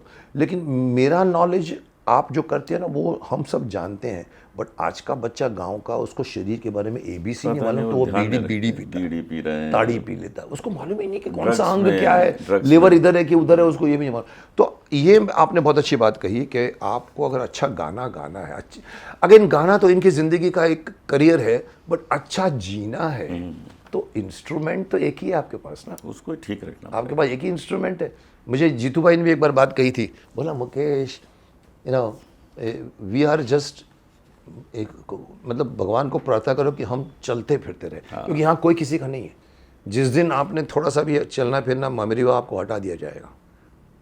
तो ये आपने अच्छा कहा कि आप अपने शरीर की केयर करते हैं, इसीलिए आप लाइफ भी इंजॉय करते हो और आप अच्छे गाने भी। बिल्कुल अनूप जी, हम सचमुच संगीत की दुनिया में नहा रहे हैं। मैं वैसे भी बहुत ड्राई माना जाता हूँ, पर मैं अभी रिसेंटली अपने घर में एक म्यूज़िक रूम बना रहा हूँ। मैंने अपना थिएटर तो बनाया है, मेरे पास थिएटर है जिसमें 2500 कैसेट्स पड़ी हैं, देख नहीं पाता हूँ। लेकिन मेरे को अभी सडनली दिमाग में एक ग्लास रूम बनाया छोटा सा 12 बाई 10 का, जिसके अंदर मैं एक म्यूज़िक सिस्टम, ताकि जो पड़े हुए में लता जी वगैरह सबके मैं गाने बैठ के सिर्फ सुनूँ।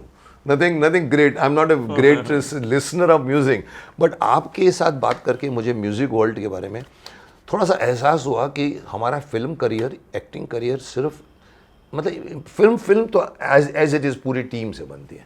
Good music, good photography, good acting, good set, fight designer, सब कुछ, स्पेशल इफेक्ट।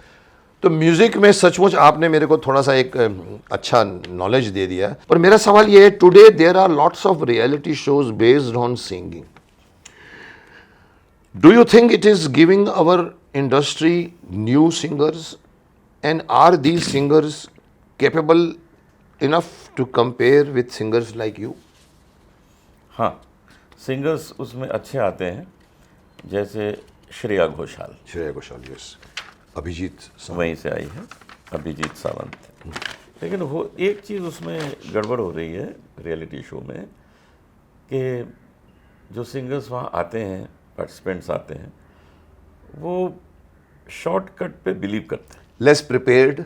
कि 2 गाने तैयार कर लो और चलते हैं रियलिटी शो में, नाम हो जाएगा। तो नाम तो सच में हो जाता है और मेन पैसा भी रहता है, सब जान जाते हैं, जगह भी अगर टाइम। लेकिन वो जो शॉर्टकट होता है उसमें बहुत जल्दी शॉर्ट सर्किट आ जाता है, वाह क्या बात कही आपने। बात खत्म हो जाती है। वो दिखेगा, हमारे यहाँ तो फ्रेम बोलता है।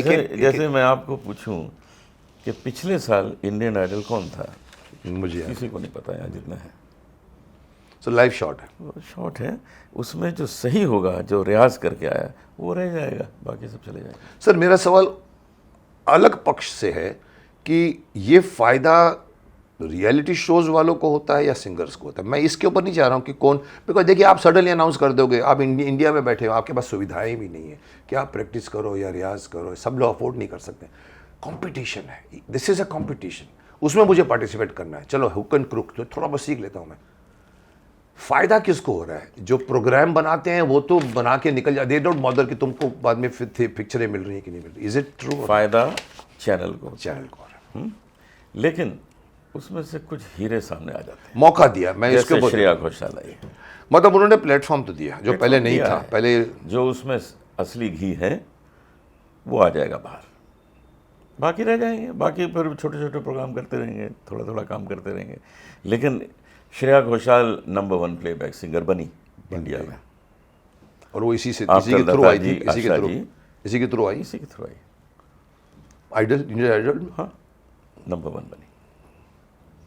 नहीं, मैं इसकी आउटकम की बात नहीं कर रहा हूँ। मैं इतना कह रहा हूँ कि रियलिटी शोज जो करोड़ों कमा जाते हैं ऐड से, कहीं उन लोगों की ये ड्यूटी नहीं बनती कि ये जो इंडियन आइडल मैंने चूज़ किया है 3 साल पहले, मैं देखूं कि उसको काम मिले।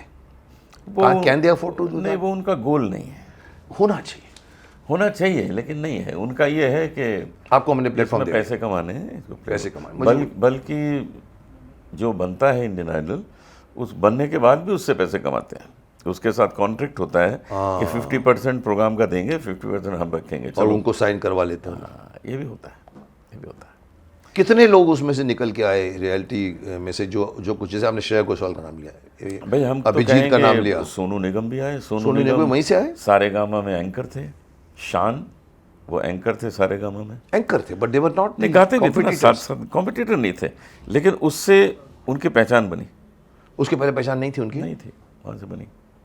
जो सोनू निगम भी और शान भी? हाँ, पॉपुलैरिटी उसी से बनी। ओके, ज़बरदस्त पॉपुलैरिटी बनी। तो मतलब ये एक्सपोजर तो है, एक्सपोजर है, रोज टीवी पे लोग देखते हैं, जो नहीं मिलता है। एक अंधेरी, एक अमरावती में रहने वाले को कहाँ मिलता है? रोज टीवी पे देख रहे हैं तो आदमी मन में जगह कर लेता है ना, और उसमें जो सही खिलाड़ी है वो आगे बढ़ वो जाए। आ जाता है, जो अच्छा है वो आएगा। क्या बात है।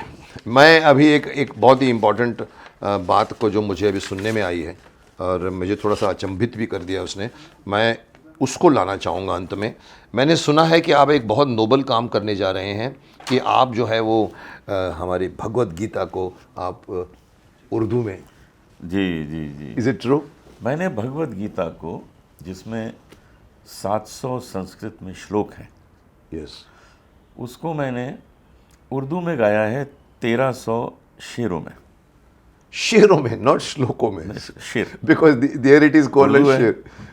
ओके, क्या उर्दू बात है। है, ये तो बहुत अच्छा कंसेप्ट है, बट और, उसमें भाव वही, भाव वही है, मीनिंग वही, हाँ। द टीचिंग वही। मैं आपको उसकी शुरुआत सुनाता सुनाइए सर। हूँ, एक शेर सुनाता हूँ।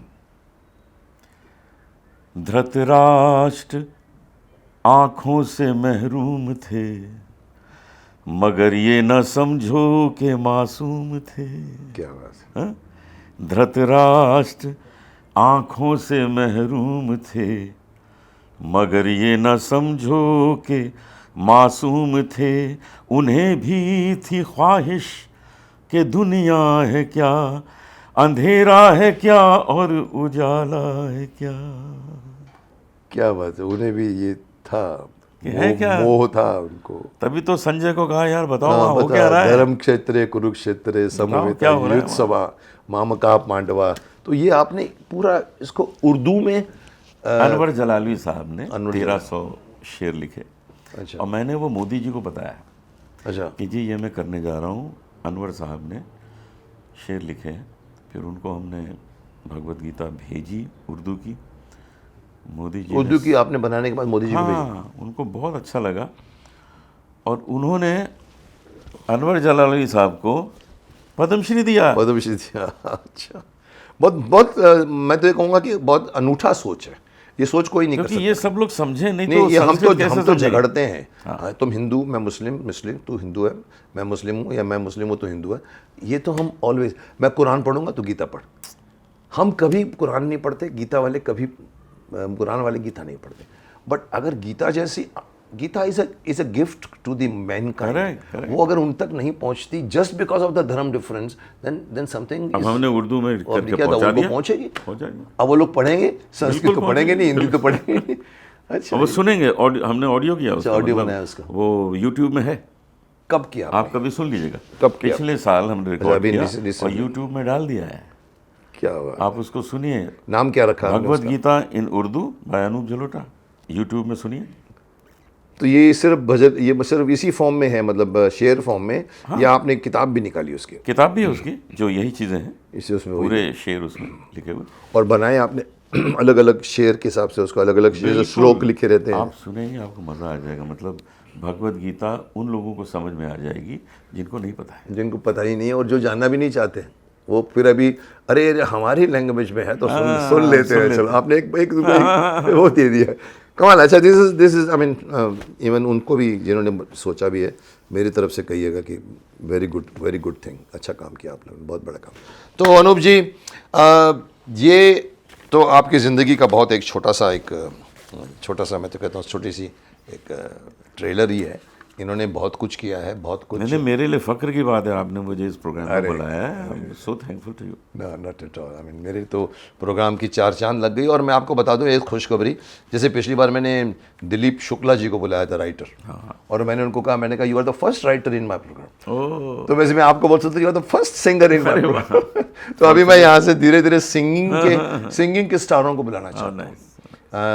एक बहुत मांग आती रहती है, विनोद राठौड़ को बुलाइए ना, क्योंकि शक्तिमान के गाने गाए उन्होंने, तो विनोद राठौड़ को क्यों नहीं बुलाया, बार बार मुझे मांग आती रहती है। तो मैं इनसे शुरुआत कर रहा हूँ, जिसमें मैं बीच बीच में म्यूज़िक के इन योद्धाओं को बुलाता रहूँगा और हम जानेंगे कि म्यूज़िक वर्ल्ड क्या होता है।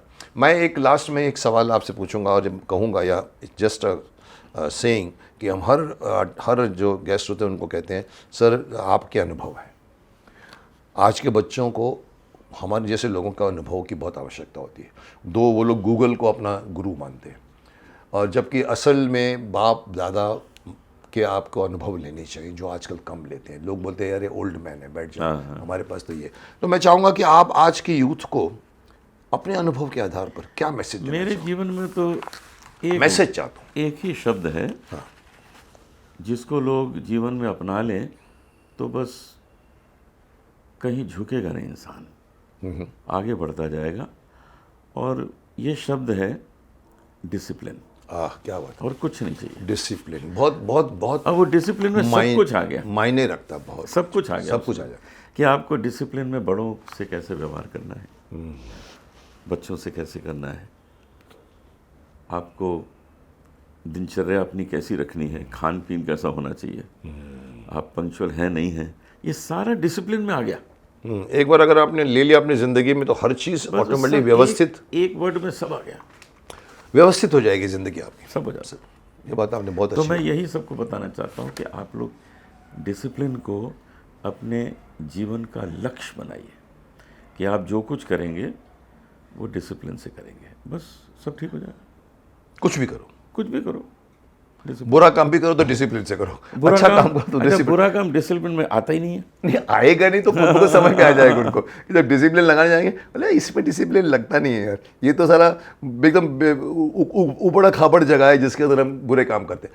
काम अच्छे होते हैं तो उसको डिसिप्लिन करने में मजा आता है। जितना कुछ भगवान ने बनाया है प्रकृति को, वो सब भोगने के लिए बनाया, सही बात। कोई चीज़ गलत है नहीं, लेकिन वो कितनी भोग करनी है वहाँ गलती करता है, वहीं डिसिप्लिन आ जाता है। मिठाई बहुत अच्छी है, शक्कर बहुत अच्छी है, लेकिन अगर आपने 10 चम्मच खा ली तो बुरी हो अब मैं आपको बताऊं कितना आसान है कि हमने एक रसमलाई खाई, जाए। बड़ा मज़ा आया, तो लोग कहते हैं एक और ले लो, तो मैं उसको कहता हूँ वो भी तो ऐसी होगी, वो भी ऐसी ही होगी, कौन सी बड़ी बात है। ये आपने तो सेकंड क्यों लें? सेकंड क्यों? अरे गुलाब जामुन हो तो दो, रसगुल्ला हो तो दो, कुछ और चीज़ हो तो ठीक है, लेकिन लोग रसगुल्ले 10 खा जाते हैं। मैं ऐसा हो जाता हूँ हाँ, देख तो के उनको। पहला जो है वैसे ही दूसरा भी है, तीसरा भी है, चौथा भी है, पांचवा भी, क्यों खाते जा रहे हो यार? स्वाद यहाँ पर जो तो ग्रंथियाँ हैं, स्वाद एक का मज़ा आ गया, अब कुछ और खाओ। तो डिसिप्लिन यहाँ आ गया कि आप अति क्यों कर रहे हैं किसी अति चीज़ किसी भी चीज़ की बुरी है, ये मानते हैं आप। अच्छी चीज़ की भी अति बुरी है। अति का भला न बोलना, अति की भली न चूप, करेक्ट। अति का भला न बरसना, अति की भली न धूप। यस, धूप भी ज़्यादा तो ले लो किसी चीज़ की अति क्यों हो? किसी चीज़ की अति की, वो आप डिसिप्लिन से हासिल करें। हमको जो मिला है डिसिप्लिन से मिला है। बहुत अच्छा संदेश है, डिसिप्लिन अपनाइए अपनी ज़िंदगी में। ऐसे नहीं बन जाते अनूप जलोटा जी, ऐसे नहीं बन जाते भीष्म पितामह, ऐसे नहीं बन जाते शक्तिमान। आपको अपनी ज़िंदगी में अनुशासन लाना बहुत बहुत चाहिए, ज़रूरी है। लाना, और आप अनुशासन लाओगे तो आप ज़िंदगी भोगोगे भी अच्छी तरह से। आनंद आएगा। हम सुबह उठते हैं 6 बजे के बदले 9 बजे, और फिर जो भागदौड़ होती है, माँ बोलती है अरे बेटा नाश्ता कर, नहीं नहीं मेरी बस आने वाली है, बस आने वाली, छोड़। अब क्योस दिन भर होता है। इनकी बात आप समझ रहे हैं, आप अनुशासित हो जाइए। तो अनुशासन आप सबसे बड़ा मानते हैं? सबसे वही है सबसे कीवर्ड है सक्सेसफुल लाइफ का। सक्सेसफुल लाइफ का कीवर्ड है अनुशासन, क्योंकि अनुशासित हुए हो तभी तो आप यहाँ तक पहुँचे। बहुत अच्छी बात कही अनूप जी आपने, बहुत बहुत शुक्रिया आपका यहाँ आने का। और मैं अपने दर्शकों को जैसे कह रहा हूँ कि इन्हीं से मैंने आगाज़ किया है, शुरुआत की है, मुहूर्त किया है। कुछ मैं म्यूज़िक वर्ल्ड के बारे में मैं भी जानना चाहता हूँ, क्योंकि मैं मुझे कभी कभी गलती से लोग कवि सम्मेलन में बुला लेते हैं। एक बार मुझे बहुत पहले कवि सम्मेलन में बुलाया था, तो मेरे मुंह से पता है क्या निकला अनूप जी? मैं बैठा हुआ था और वो हास्य कवि सम्मेलन जो होता है उनका, होली के बाद मैं देख रहा हूँ वो कोई अपनी कहा फिर, और महाभारत पीक पे था उस टाइम, और सडनली मुझे बुलाया। तो मैंने कहा देखिए मैं यहाँ बैठे बैठे ये फील कर रहा था कि मैं जैसे कि कमल और सब अच्छे अच्छे फूलों के बीच में एक गोभी का फूल बिठा दिया हो आपने मेरे को। आपने इतने सारी कलमों के बीच में एक तलवार को बिठा दिया हो बीच में। तो मैं अपने आप को कि मैंने कहा मैं तलवार चलाता हूँ, मैं गाने नहीं गाता, बट शौकीन हूँ पुराने गानों का। आप भी सर पुराने गाने को मानते हैं? मुझे बहुत पसंद है पुराने गाने। आपको लगता है स्टैंडर्ड जो 90s, तो बहुत हम बार बार हम 90s वर्ड इतना सुनहरा यूज़ करते हैं, बट जो 40s 50s 60s 70s के जो गाने हैं, उन गानों में गहराई थी, पोइट्री बहुत अच्छी थी। कारण क्या सर? क्या ये कि उस वक्त म्यूज़िक की शुरुआत थी, सारे गामा ढूंढना, या उस वक्त आज के लोगों को तो बहुत हो गया अभी जो लगाओ टुम टिंग टंग टुम टुम, ऐसा सही बात? उन दिनों हर चीज़ में आत्मा डाली जाती। लेकिन क्यों? लेकिन क्या ये देखिए शुरुआत थी? हाँ, नहीं उन दिनों ये था कि जो म्यूजिशियंस थे वो बहुत डिवोटेड थे। That means is nothing to do with कि भाई ये अभी नई फील्ड आई है गानों की, और इसके तो हम काम कर रहे हैं। आज सब सुर खत्म हो गए। आज 1000 गाने के बाद में हमारे पास कोई नई ट्यून ही नहीं है, ऐसा तो नहीं ना? नहीं, वो गाने जो आजकल बनते हैं उसकी लाइफ इसीलिए नहीं है कि उसमें आत्मा नहीं है। आत्मा को देते हैं ज़्यादा प्रॉब्लम, कि ये बात तो सही है। सोल तो नई महाभारत में हमारी आत्मा का, महाभारत का सोल नहीं था, 4 बनी नहीं चली, ये बात तो बहुत सही है। बट मैं और तरह से सोचता हूँ कि ऐसा तो नहीं है कि भाई फास्ट लाइफ है आज, और गाने की उनको धुने ही नहीं पता, मेहनत भी नहीं करते। उस ज़माने में करते थे। आजकल प्रोड्यूसर्स डायरेक्टर भी कहते हैं यार ऐसा गाना बना दो जो चोली के पीछे क्या है वैसा हो, तो फिर उसकी लाइफ भी उतनी होगी। अब आज कोई अच्छा गाना आ जाता है, ये मोह मोह के धागे, तो लोगों के दिल को छू जाता है। सर अब बाल खड़े हो जाते हैं सर, मैं तलत महमूद के गाने सुनता हूँ, संदेशे आते हैं, आ जाता है, फिर छू जाता है मन को। अच्छी चीज़ तो है ही। आज तो अच्छी चीज़ बनेगी तो वो देर तक लोगों के हृदय में अंकित रहेगी। जो रही है, जो आज भी पुराने गाने अभी तक वैसे ही जीवंत है जैसे उस जमाने में थे। आज के चांद हो वही है, बाहरों फूल बरसाओ। सर बाहरों फूल बरसाओ से पीछे चले जाओ ना, ये रात ये चांदनी, फिर कहाँ नदिया रात भीगी भीगी, रात भीगी भीगी, ये सर सुनता हूँ तो मेरे यहाँ पर तो वो मूड देता है। आज का गाना 15 मिनट के बाद में सिर दर्द शुरू होता है, शोर है, आत्मा नहीं। Exactly. So Anup ji, thank you very much for coming. मैंने आपको एक बार पूछा, आपने फटाक से हाँ कह दी। शुक्रिया आपको। ये बात अलग है कि पिछली बार हमारा किसी कारणवश हमने इनको एक वीक डिले किया, हाँ, तो क्या हुआ? लेकिन उन्होंने बहुत अच्छी तरह से कहा कोई बात नहीं मुकेश, अगले हफ्ता तो करेंगे। क्या है? और मैं एक हर चीज़ का एक मुहूर्त होता है, एक टाइमिंग होती है। समय। आज आना था इन्होंने, आज ही होना आए था। तो आए, आपका बहुत बहुत शुक्रिया।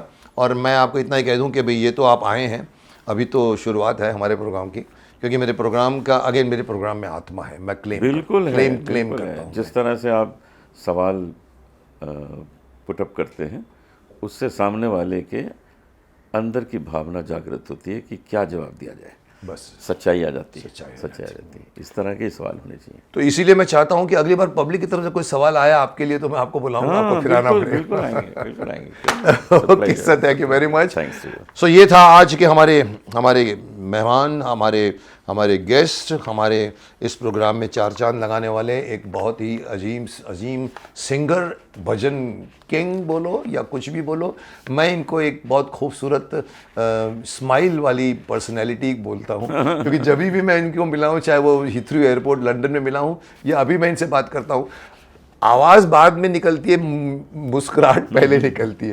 ये मुस्कुराहट पहले, जैसे वो राजकुमार कहते हैं, जानी हमारे पहले जूते आएंगे उसके बाद हम आएंगे। तो ये बोलने के पहले पहले स्माइल करते हैं, और स्माइल आप कर दो। मैं आपको एक छोटा सा खूर दे रहा हूँ, जिंदगी को जीतना हो तो स्माइल करिए। सच बात।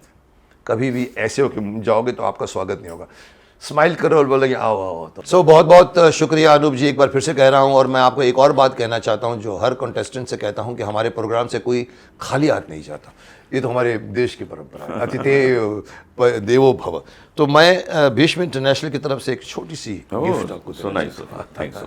वैसे शक्तिमान की घड़ी है इसकी, बहुत बहुत शुक्रिया। तो आपको समय की डिसिप्लिन बताएगी कि 5 बज गए 6 बज बहुत गए। जरूरी thank you very very much. तो इसे यहीं विराम देना चाहते हैं, मगर मेरे दिमाग में एक बात आई है इस वक्त, और मैं अनूप जी से कहना चाहूँगा कि इस प्रोग्राम को, इस इंटरव्यू को यहीं विराम देते हैं। पर मैं पब्लिक से भी रुखसत चाहता हूँ, आप भी लेंगे तो क्या चाहता हूँ कि आप अपनी जाते जाते पब्लिक को कुछ हाँ, भेंट देना मैं चाहेंगे। सुनाता हूँ 2 पंक्तियाँ।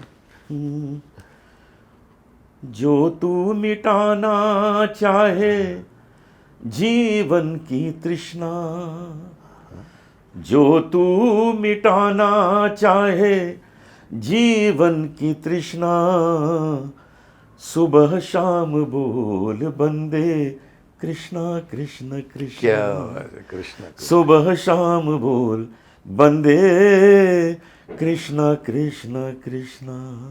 क्या बात है। मैं चाहूँगा सभी ऑडियंस से एक बार तालियां बजाने के धन्यवाद, लिए। बहुत इनके यहाँ आने की बहुत बहुत हमें थैंक्स।